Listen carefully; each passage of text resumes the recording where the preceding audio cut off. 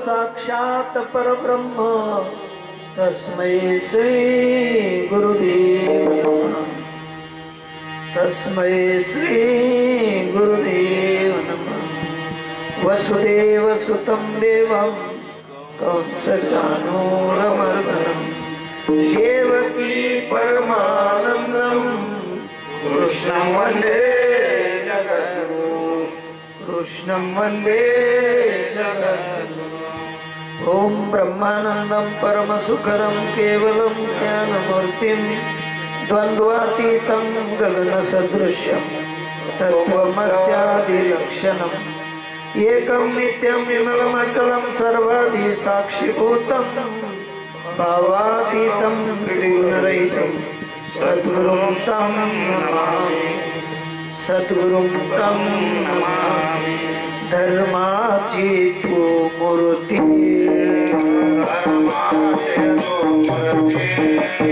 धर्माची तू मूर्ती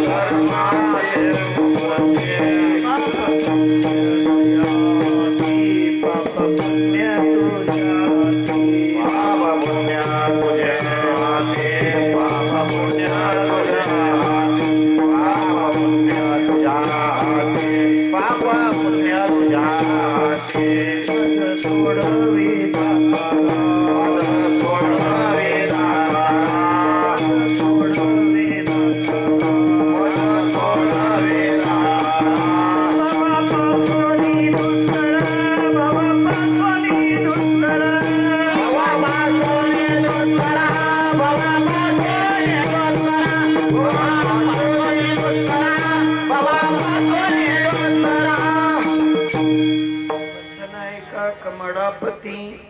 माझी रंकाची विनंती कर जोडितो कथे काढी आपण असावी जोडी कृष्ण माझी माता कृष्ण माझे पिता बहीण बंधू चुलता कृष्ण माझा कृष्ण माझे गुरु कृष्ण माझे तारू उतरी पैल पारो भवनदीच्या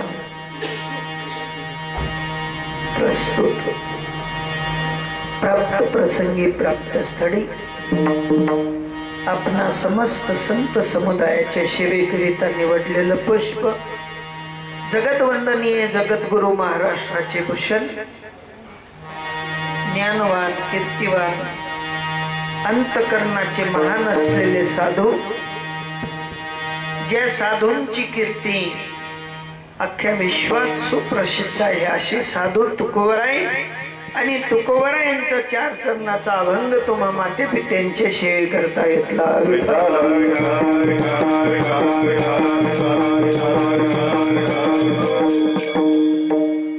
या अभंगाला सुरुवात करण्याआधी परिहार द्यायचा तो असा. आपले आत्मीय गुरुबंधू नामे जगाचे मालक असलेले पांडुरंग परमात्मा,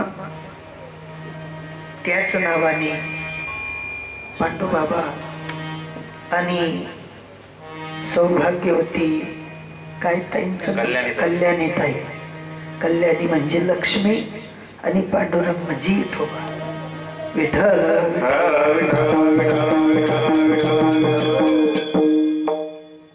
महिना झाला असेल ना मागचा कार्यक्रम.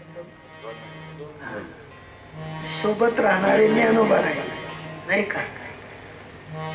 असे अंतकरणाची भक्तिभावपूर्वक श्रद्धा ठेवणारे पांडुबाबा आणि कल्याणीताई यांच्या कनिष्ठ का ज्येष्ठ ज्येष्ठ सुपुत्रींचा आज वाढदिवस.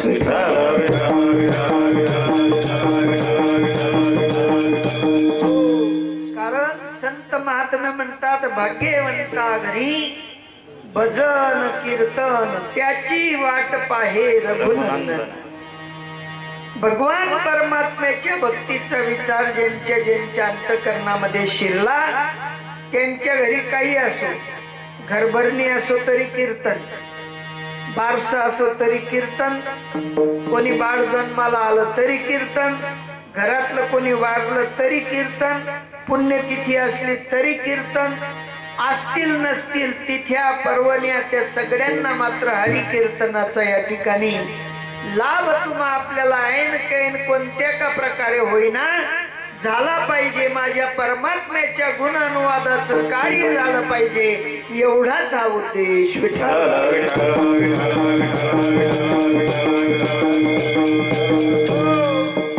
रिकामपण या भौतिक युगामध्ये कोणाकडेही नाही. भौतिक युगातला जीव इतक्या धावपडीने मात्र लगबग चालू राहते.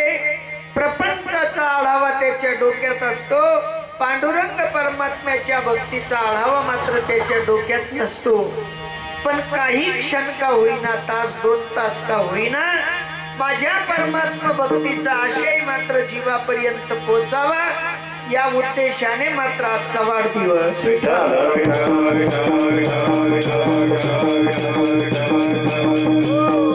निमित्त वाढदिवसाचा आहे, पण या ठिकाणी एकच गोष्ट आहे.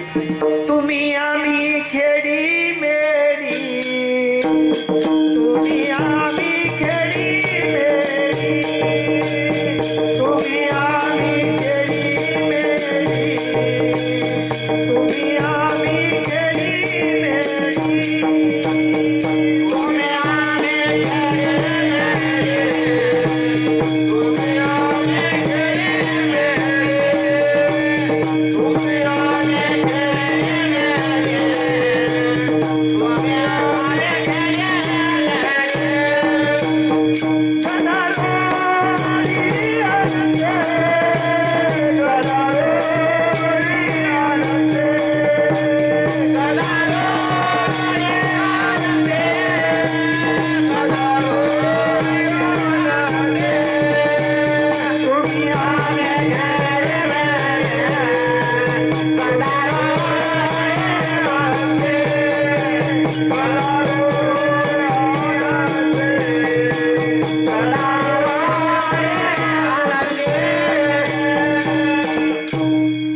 तुम्ही आम्ही खेडी गदारोडी आनंदे या भक्ती सूत्राचा आनंद घेण्यासाठी सांगणारे सद्गत झाले पाहिजे आणि ऐकणाऱ्यांच्या अंतकरणात सुद्धा माझ्या परमात्मा भक्तीचा मात्र कुठेतरी प्रकाश निर्माण झाला पाहिजे. तेवढ्यासाठी आजचं ज्या बाळाचं वाढदिवसाचं निमित्त आहे माझा परमात्मा त्या बाळाच्या अंतःकरणामध्ये साधुताची अखंड ज्योत तेवत ठेवो. माझ्या परमात्म्यांचा आशीर्वाद भक्ती सूत्रासाठी त्या बाळावर नित्य सदोदित वर्षत राहो. कारण साधू संतांचं जे ब्रीद आहे, साधू महात्मे ज्या ठिकाणी जातात त्या ठिकाणी भक्ती सूत्र हे प्रबलतेने म्हटलं. ज्याप्रमाणे स्वर्गातील कल्पवृक्ष जसं पाहिजे त्या गोष्टीचा सहज विचार केला तर फल प्रदान करत असतो, तद्वत हा साधू समुदाय ज्या ठिकाणी जातो. तुम्ही म्हणाल महाराज आम्ही तर कपडे बी बदलले नाही, आम्ही आहोत तसेच आहोत, पण अंतःकरण मात्र साधूच्या बोधाने बदललेलं आहे. आणि ज्यांचं अंतःकरण साधूच्या बोधाने बदलतं तो जीव जीव राहत नसून तो साधू होतो, यात संदेह नाही.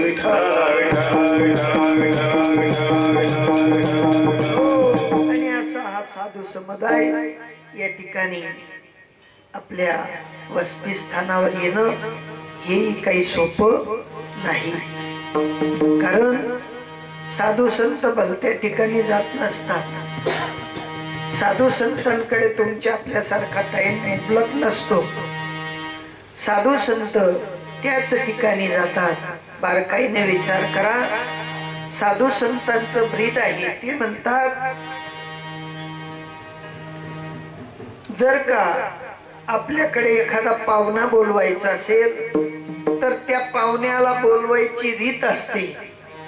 त्या रीतीने जर का पाहुणा आपल्याकडे आला आणि त्याचा अवभगत जर का नाही घडलं तर तो पाहुणा दुसऱ्यांदा येत नाही. प्रेम नहीं आदर नहीं नहीं नैनो में नीर. काय काय नाही म्हटलं? प्रेम नहीं आदर नहीं नहीं नैनो में नीर. वा घर मत जाइए जहा बरसे कंचन नीर. विठ्ठल विठ्ठल.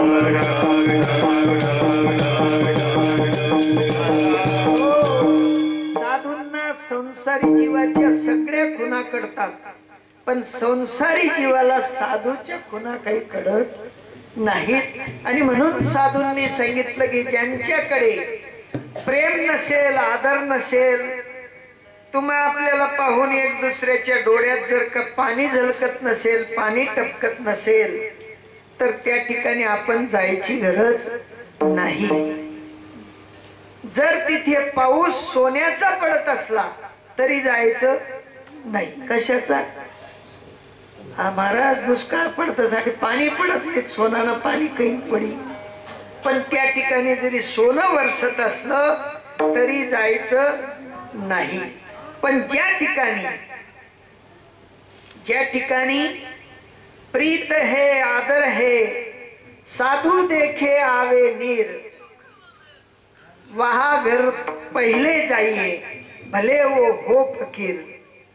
जर तो भिकारी असला, ज्याच्याकडे प्रेम असलं, ज्याच्याकडे आदर असला, त्याच्याकडे 3 वासाची झोपडी असली तरी गेल्या वाचून राहू नका.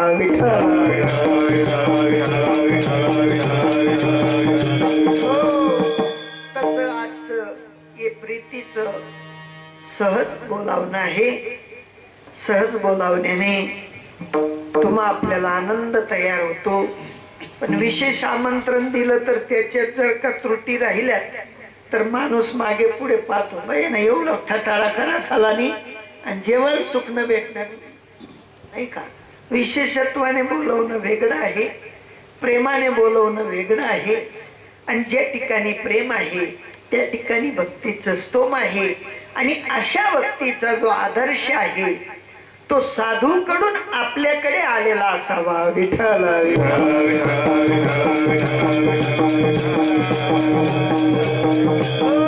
ज्यांच्याकडे साधूकडून भक्ती आलेली आहे तो जीव कधीही डुबत नाही. ज्या लाकडाला त्या नावेचं खालचं पट बनवण्यात आलेलं आहे ते लाकूड स्वतःही बुडत नाही आणि त्या नावेलाही बुडत देत नाही. तद्वत या ठिकाणी ज्या साधूंकडे परंपरागत ज्ञानाचा वसा आलेला आहे तो साधू स्वतःही बुडत नाही आणि इतर जीवाला सुद्धा बुडू देत नाही, कारण त्यांच्याकडे सूत्र आहे. तेही साधू परंपरेने प्रेरित असलेलं सूत्र आहे. परंपरा लागते.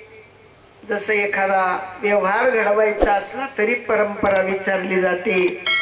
मुलाचा मामा कुठला, मुलाचं गाव कुठलं, मुलाचं गोत्र कुठलं, कुळ कुठलं, या सगळ्या खाणेसुमारी केल्या जातात. सामान्य जीवन जगण्यासाठी 25 वर्षाच्या बाळाच्या लग्नासाठी ती टिकेल का नाही टिकेल ते पाहिलं जात नाही, पण त्याच्या अगोदर खाणेसुमाऱ्या केल्या जातात. तद्वत आपण अनादी काळापासून या भवचक्रामध्ये फिरणारे जीव, या भवचक्राची साठगाठ आपल्याकडनं तोडली जात नाही. मग भवचक्र तोडण्यासाठी पुनरुपी जननम पुनरुपी मरणम जठरी शयनम पुन्हा पुन्हा या भवरोगाची आपण जी काही बाधा आपल्याला लागलेली आहे ती बाधा टाळण्यासाठी आम्ही खाणेसुमारी करावी का नाही? आम्ही सगळ्यांनी खाणेसुमारी करावी. जसं प्रत्येक संत महात्म्यांनी सांगून ठेवलेलं आहे. ज्ञानोबराय म्हणतात, तुकोबराय म्हणतात, अनंत असे साधू समुदाय त्या परंपरेचा उलगडा सांगतात. आदिनाथ उमा बीज प्रगटले, मच्छिंद्रा लादले सहज स्थिती, तेची प्रेम मुद्रा गोरक्षादी दली, पूर्ण कृपा केली गहिनी नाथा, गहिनी प्रसादे निवृत्ती दातार, ज्ञान देवा सार चोजविले. ज्ञानोबा आपली परंपरा सांगतात. इकडे चैतन्य संप्रदायाचे महापुरुष म्हणतात, बाबाजी आपुले सांगितले नाम, मंत्र दिला रामकृष्णारी. माझ्याकडे बाबाजी चैतन्य महाप्रभूंची जी काही परंपरा ती मला लाभली. आणि आमच्याकडची परंपरा म्हणाल तर हंस ब्रह्मा त्रि दत्त नारायण लक्ष्मण बलभीम सखयानंद शांतमय बंडोबा बाबा केरोबा बाबा असे महापुरुष आमच्या जीवनात आले. आणि त्या महापुरुषांनी श्रीपाद बाबा, रामदास बाबा, सद्गुरु आई साहेब, अप्पाजी बाबा अशा महापुरुषांपर्यंत ते सूत्र पोचवलं. नाथ बाबा इत्याच संप्रदायाचे तेही म्हणतात आमच्याकडे सुद्धा हंस ब्रह्मा त्रि दत्त आणि दत्तांपासून आमचे जे काही महापुरुष, त्या महापुरुषांकडे 40 गावचे होते.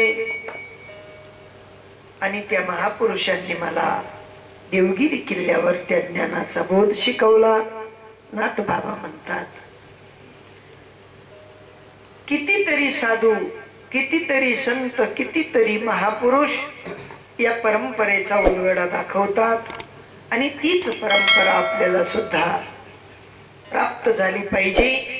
आणि ती परंपरा जर का प्राप्त झाली तर मी म्हणतो की तुम्हा आपल्याला कुठे दगड मारता भीती राहणार नाही. विठ्ठल